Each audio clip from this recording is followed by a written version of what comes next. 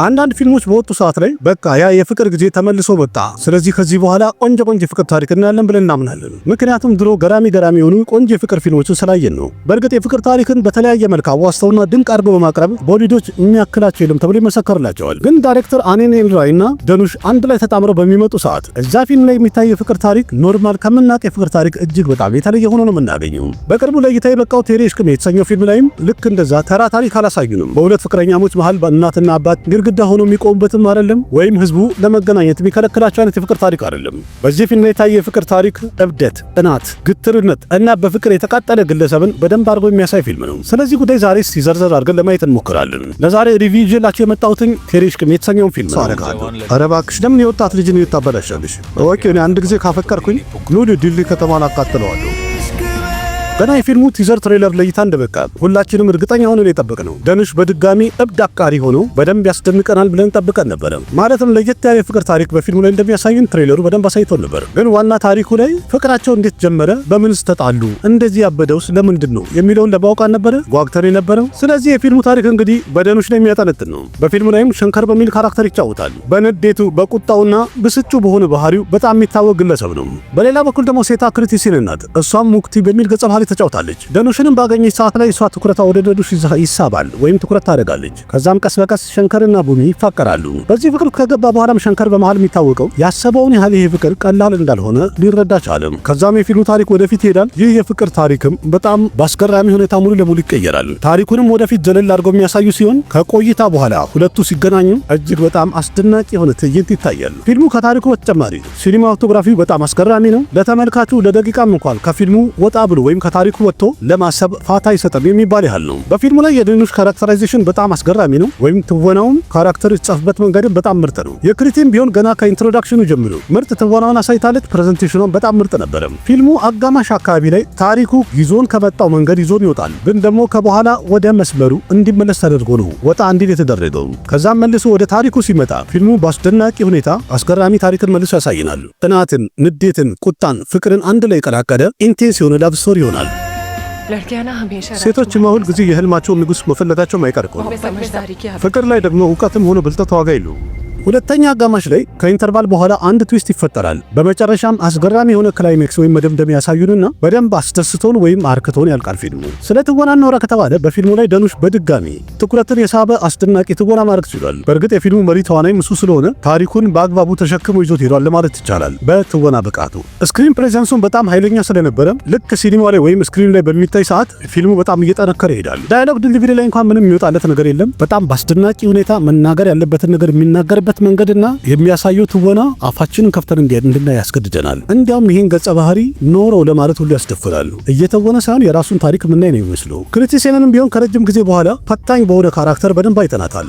ይህንንም በብቃት ተወጥተዋለች። እንዲያውም አንዳንድ ቦታ ላይ የፊልሙን ታሪክ በደንብ የማጠው ዝም ስራ ሰርታለች። ይህም ማለት ፊልሙ ላይ እንግዲህ ለሴት ተዋናዮች የትወና ብቃታቸውን በደንብ ለማሳየት ሰፋ ያለ ቦታ የተሰጠበት ታሪክ ነበረ። ክሪቲሲያንንም ምን ያህል የመተወን አቅም እንዳላት በደንብ አሳይታበታለችም፣ በአግባቡ ተወጥተዋለችም አሳይታለች ለማለት የሚያስደፍር ነው። ፈርካሽ ራጅም ቢሆን በፊልሙ ላይ የደኑሽ አባት ሆኖ ተጫውቷል። እሱ ምንም ይወጣለት ተዋናይ አይደለም፣ ድንቅ ትወናውን አሳይቶናል። የፊልሙ ታሪክ በአጠቃላይ በጣም ምርጥ ነው። በአስገራሚ ሁኔታ ዳያሎጉ ምርጥ ተደርጎ ነው የተጻፈው። በዛ ላይ የት ቦታ ላይ ምን አይነት ዳያሎግ መግባት እንዳለበት በትክክል መርጠውታል። አንድ ፊልም ላይ እንግዲህ ልክ አክተሮቹን ወይም ተዋናዮቹን አይቶ ዳያሎግ የሚጽፍ ሰው ወይም ዳያሎግ ጸሐፊው በእነሱ እኩል የሆነ ወይም ከነሱ ጋር የሚመጣጠን ዳያሎግ ጽፎ በሚያቀርብ ሰዓት ላይ ጎበዝ ዳያሎግ ጸሐፊ ይባላል። አባባሉ ብቻ ሳይሆን ከየትኛው አክተር ጋር የትኛው ዳያሎግ ይሄዳል የሚለው በርጦ መጻፉ በጣም ብቃት አለው ያስብለታል። ስለዚህ እዚህ ፊልም ላይም ዳያሎጉን የጻፈው ግለሰብ በጣም ተደንቋልም። በትክክልም ከካራክተሩ ጋር ማች የሚያደርግ ዳያሎግ ጽፏል ለማለት ያስደፍራል። የፊልሙ ዳይሬክተር አነን ኤልራይም አንዳንድ ጊዜ ፊልሞቹ ለምን እንደሆነ አላውቅም በጣም ይወርዳሉ፣ ይቀዘቅዛሉ። በድንገት ደግሞ አስገራሚ ፊልም ይዞ ይመጣል። እዚህኛ ፊልም ላይም ትንሽ የረንጂና አይነት ባህሪ ያለው ግን ያም ለአጭር ሰዓት ብቻ ነው የሚታየው። ሆኖም ግን ዳይሬክሽኑ እጅግ በጣም አስደናቂና ምርጥ ነው። የፊልሙ ቢጂኤምም ቢሆን ቲሙን በደንብ ሰፖርት ያደርጋል። ፊልሙን ታሪኩን ይዘን እንድንሄድና እንድንረዳ በደንብ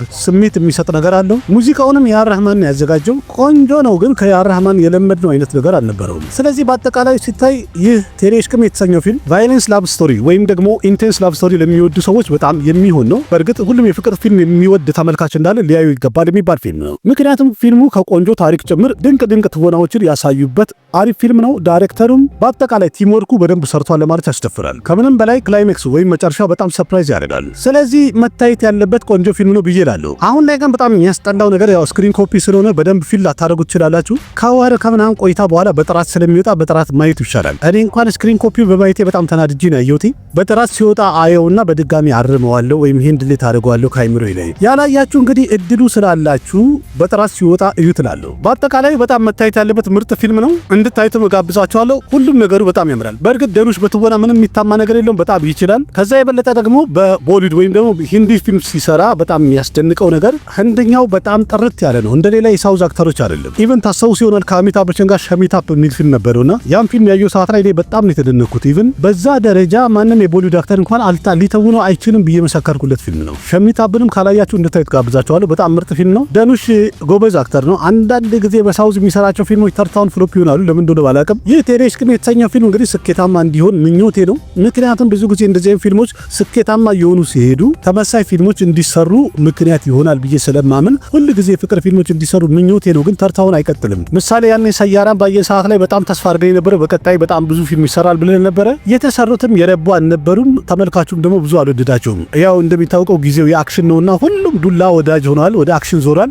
ስለዚህ እንደዚህ አይነት ቆንጆ የፍቅር ፊልሞችን ማበረታታት አለብን ባይነኝ። እኛ እንኳን ለውጥ የለውም፣ ግን የህንድ ማህበረሰብ ቢያበረታታና እንደዚህ አይነት ፊልሞች ቢታዩ በጣም ብዙ ፊልም እናያለን የሚል ግምት አለኝ። ወደፊትም እንግዲህ ቆንጆ የፍቅር ፊልሞች ይወጣሉ ተብሎ ይጠበቃል። ይሄም እንግዲህ እንድታዩት ጋብዛችኋለሁ። የፍቅር ፊልም ብዙዎቻችሁ እንደምትወዱ አውቃለሁኝ። እዩት ባይነኝ፣ ግን በጥራት ሲወጣ ጠብቁና እዩት። እንደኔ እንዳትናደዱ። አንደኛ የተቆረጠ ነገር እንዳለው በደንብ ያስታውቃል። ሁለተኛ ደግሞ ትንሽ ድምፁ የተንበጫበጨ ነው። ጥራቱ ምስሉም በጣም ያናዳል። ታገሱና ትንሽ ጊዜ ነው። ኦሪጂናል ሲወጣ ብታዩት ሁሉ ነገሩ በደንብ ታጣጥሙታላችሁ። በደንብ እንደዚህ አይነት የፍቅር ፊልም ደግሞ እርጋታና ሰከን ብለን ማየት ይፈልጋልና በደንብ ለመረዳትና ሁሉ ጊዜ ለማስታወስ ማለት ነው። ስለዚህ በጥራት እስኪወጣ ጠብቃችሁ እንድታዩት ጋብዛችኋለሁ። ካሁኑ ስክሪኑን ቸኩላችሁ ያያችሁ ካላችሁ ደግሞ ስለ ፊልሙ ያላችሁን ሐሳብ አስተያየት በኮሜንት ላይ ገለጹልኝ። ግን እናንተ ይሄን ነገር ቆም ብላችሁ አስባችሁ ታውቃላችሁ? በጣም ተጣጥራችሁ ደፍታችሁ በየቢሮአችሁ ስራ እየሰራችሁ ያለው በዛው ልክ በልፋትና በጥረት የእናንተን ስራ ሌላ ሰው ቢሰራስ፣ ለዛውም ከእናንተ ባነሳ ደሞዝ እና የእናንተ ድርጅት እናንተን ስራ ያሰራችኋል። በዛ ላይ ደግሞ የእናንተን ስራ የሚነጥቀው አንድ ሰው ሳይሆን አንድ ኮምፒውተር ነው ቢባልስ? በረባ ባረባ ነገር መጠየቅ አያውቅም። ምንም አይነት ስሜት የለውም። ድካምም የለበትም። የረፍት ቀንም የለውም። ይህን ነገር ስናውቀው ከኛ መሃል ብዙዎቻችን እርግጠኛ ነኝ የስራ ደህንነታችን የተረጋገጠ እንዳልሆነ ይገባናል። ግን ይሄ አንድ ተራ ተረት ሳይሆን እንዲያውም በትክክለኛ ያ ጊዜ ደርሷል። ለዛውም ይህን ነገር እየተናገረ ያለው ጄፍሪ ሂልተን ነው። የኤአዩ ጎድፋዘር የሚባለው ግለሰብ ነው። ዓለም ድንቅ ናት በሚለው ፕሮግራም በድጋሚ ተገናኝተናል።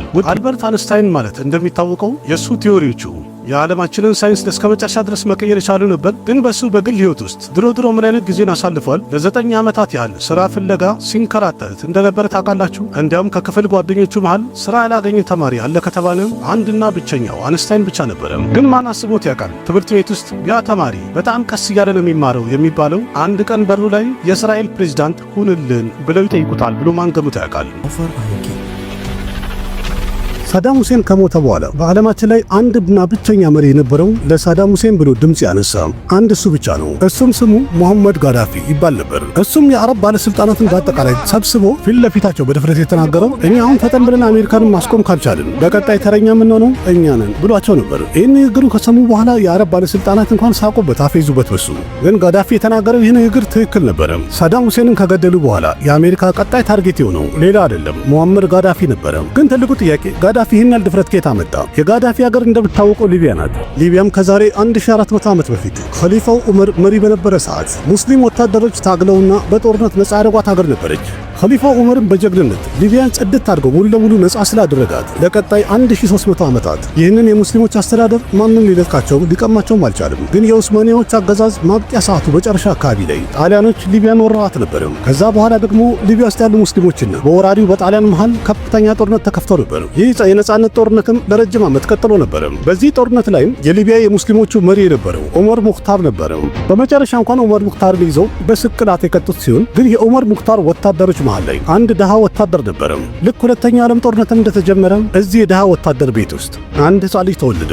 ስሙንም ያወጡለት ሙአመር ጋዳፊ ብለው ነበር። ይገምታል ኤርፖርቱ ጽዳት ሰራተኛ የነበረ ይህ አንድ ግለሰብ ህይወቱ በምን አይነት መልኩ ይቀየራል? ዘር ማንዘሮቹ ቁጭ ብለው የሚበሉት ይሆናል ብሎ ማን ይገምታል? ዓለም ድንቅ ናት በሚለው ፕሮግራም በድጋሚ ተገናኝተናል። በዚህኛው ዩቲዩብ ቻናል ላይ የምታደርጉልኝ ድጋፍና ትብብር በጣም አመሰግናለሁኝ። አሪፍ እየቀጠለ ነው ያለው። ግን ሌላም አንድ ቻናል አለኝ፣ ዓለም ድንቅ ናት የተሰኘ ምርጥ የሆኑ አስደናቂ ቪዲዮዎችና አስተማሪ ቪዲዮዎችን ማቀርብበት ሁለተኛ ቻናል ስላለኝ እንደተለመደው እዚህ ላይ ጠፋ በሚል ሰዓት ላይ እዛ ላይ ገብታችሁ ላይክ እና ኮሜንት እንዲሁም ሰብስክራይብ በማድረግ ለጓደኞቻችሁ ሼር በማድረግ እንድትተባበሩኝ በአክብሮት እጠይቃለሁኝ። አሪፍ ነገር ታገኛላችሁ፣ በጣም ትማሩበታላችሁ፣ ዘና ፈታ ትሉበታላችሁ፣ ትደነቁበታላችሁ። ቆንጆ ቪዲዮዎችን አቀርባለሁኝ።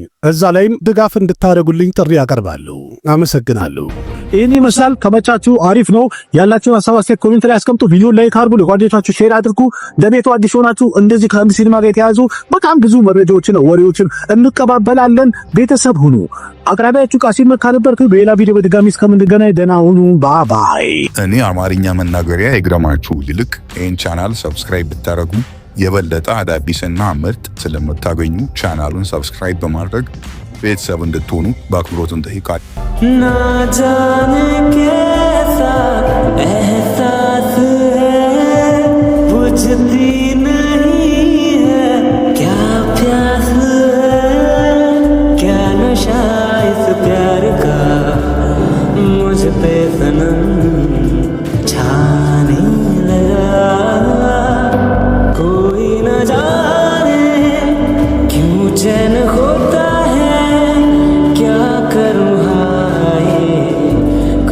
कुछ होता है, क्या करूँ हाय, कुछ होता